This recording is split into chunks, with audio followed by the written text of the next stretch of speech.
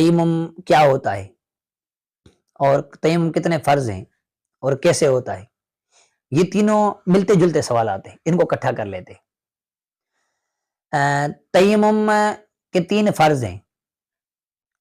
ایک ہے نیت کرنا، دیکھیں نیت کرنا جو ہے یہ وضو میں سنت ہے، غسل میں بھی سنت ہے، لیکن تیمم میں فرض ہے۔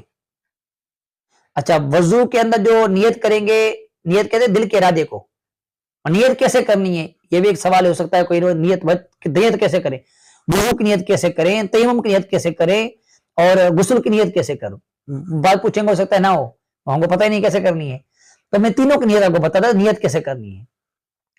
میں ناپاکی کو دور کرنے کے لیے وضو کرتا ہوں یا غسل کرتا ہوں یا تیمم کرتا ہوں، میں پاکی حاصل کرنے کے لیے غسل کرتا ہوں، وضو کرتا ہوں، تیمم کرتا ہوں، نیت یہ ہے۔